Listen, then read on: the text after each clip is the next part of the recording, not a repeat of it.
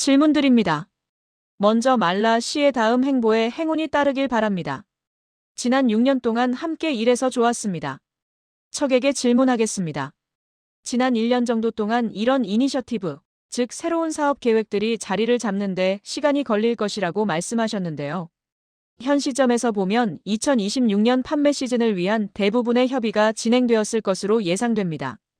두 가지를 알고 싶습니다. 첫째, 2026년 판매용으로 내놓은 상품들에 대해 어떻게 느끼시는지요? 둘째, 준비된 발언 중에서 우리가 창출한 가치에 참여하고 싶다는 부분이 눈에 띄었습니다. 이는 계약 방식이 어떤 식으로든 변하고 있다는 뜻인가요? 플랜 스폰서, 즉 보험 혜택을 제공하는 기업이나 기관이 구매하는 방식에 변화가 있는지, 그 추진력을 얻는 시점과 올해 판매 시즌에서 실제로 어떤 결실을 보고 있는지 자세히 설명해 주시겠습니까? 몇 가지 말씀을 드리자면, 이전에 언급했듯이 2025년을 여러 면에서 리포지셔닝, 즉 사업의 방향을 다시 잡는 해로 규정하고 있습니다. 여기에는 더 높은 수준의 성과를 이끌어내는 것이 포함되며, 우리는 여러 수단을 통해 그 일을 해왔습니다. 또한 우리의 밸류 프로포지션, 즉 기업이 고객에게 제공하는 가치 제안을 발전시키기 위해 필요한 제품 혁신도 추진하고 있습니다.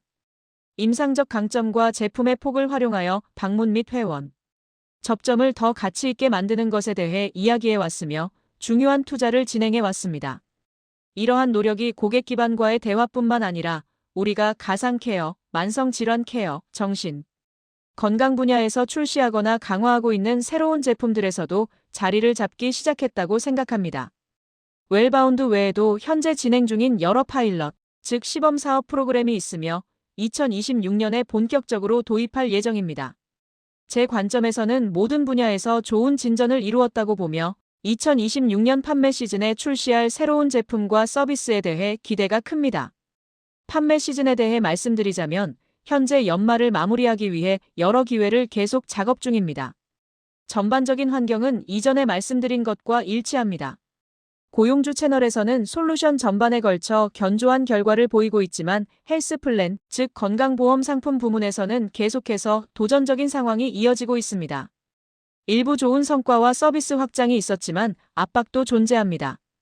우리가 혁신하고 더 큰 가치를 창출하기 위해 취한 조치들이 호응을 얻고 있다고 생각합니다.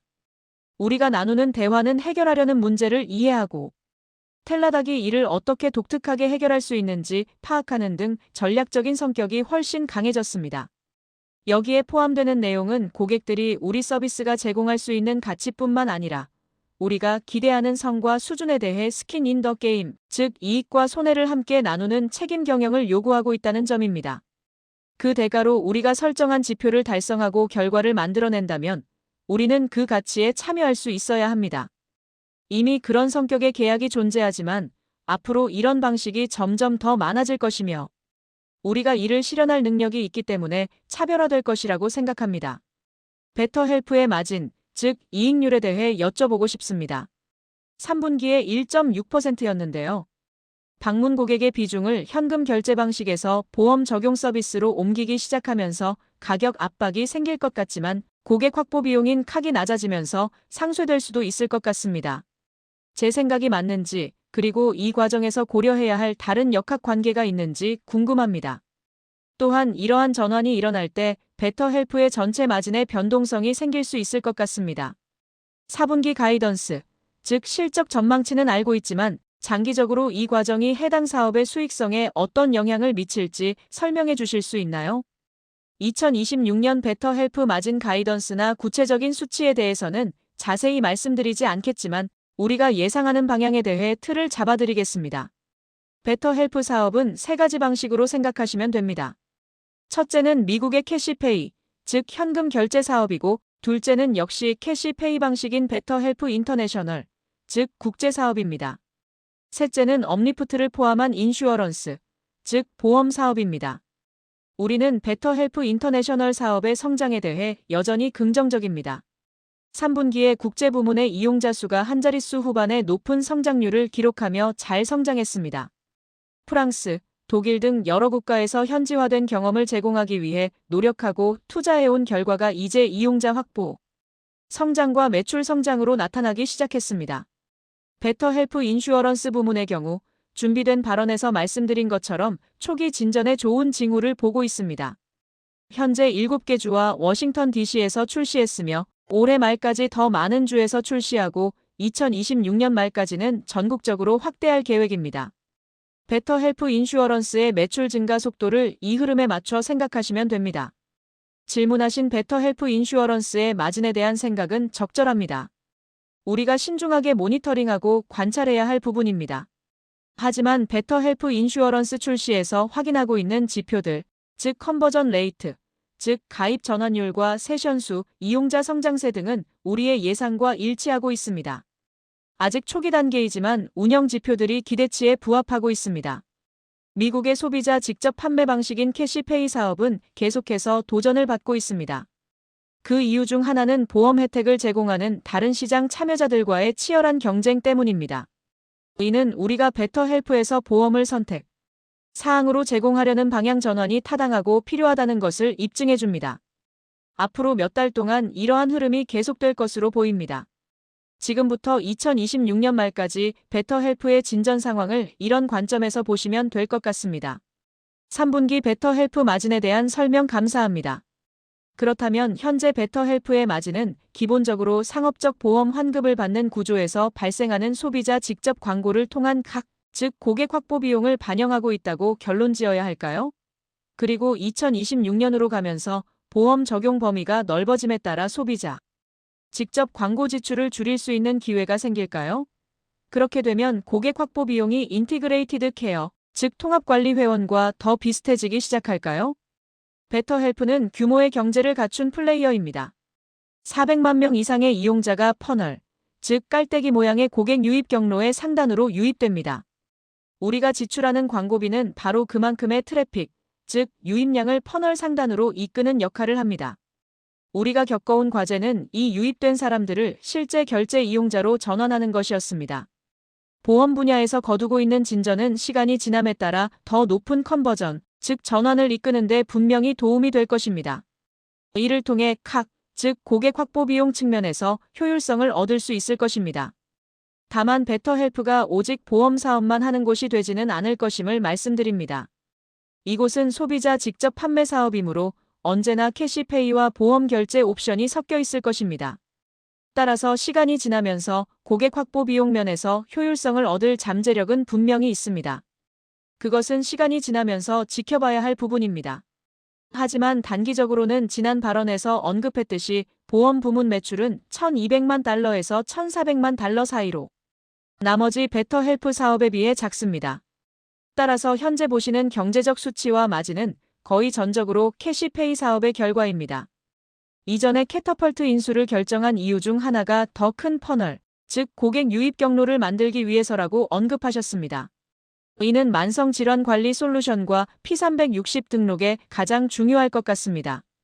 캐터펄트와 통합케어 사업의 다른 분야 사이에서 실질적으로 발생한 크로스셀, 즉 교차 판매나 연계 사례에 대해 정성적이거나 정량적인 데이터를 공유해 주실 수 있나요?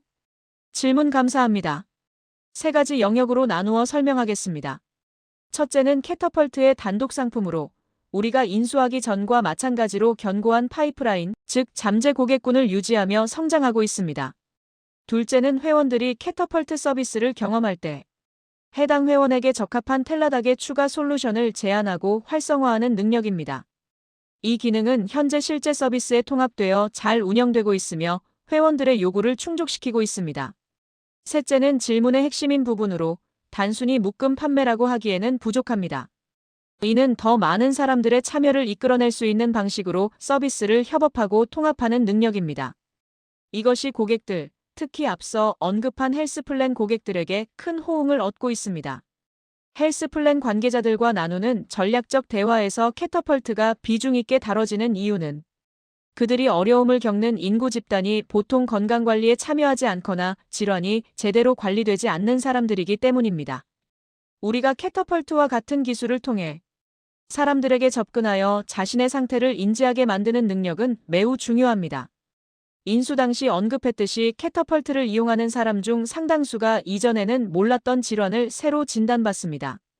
즉, 보험사의 청구 데이터에도 없었고 환자 자신을 포함해 누구의 레이더, 즉 감지망에도 없었던 사람들입니다. 혈압이나 혈당이 높은 상태로 방치된 시한폭탄 같은 상태였던 것이죠. 따라서 단독 상품으로서의 가치, 회원들의 교차 참여 유도, 그리고 텔라닥의 광범위한 참여 유도 역량이라는 세 가지 측면 모두에서 좋은 반응을 얻고 있습니다. 7개 주와 워싱턴 DC에서 서비스가 시작되었는데요. 시범 운영이 끝난 후 새로 가입하는 사람들 중에서 보험을 선택하는 비중과 현금, 결제를 선택하는 비중이 각각 어느 정도인지 궁금합니다. 그리고 2027년에 만기가 돌아오는 컨버츠, 즉 주식으로 바꿀 수 있는 채권에 대한 계획이 궁금합니다. 이를 재금융할 계획인지 아니면 보유 현금으로 상환할 계획인지 업데이트해 주십시오. 현재 전환율에 대한 세부적인 수치는 공개하지 않으려 합니다. 그 이유는 이렇습니다. 가장 먼저 시작한 버지니아주의 경우 데이터의 안정성을 확신할 수 있을 만큼 어느 정도 시즈닝, 즉 데이터가 축적되어 안정화되는 과정이 이루어졌습니다. 하지만 이는 단 하나의 주일 뿐입니다.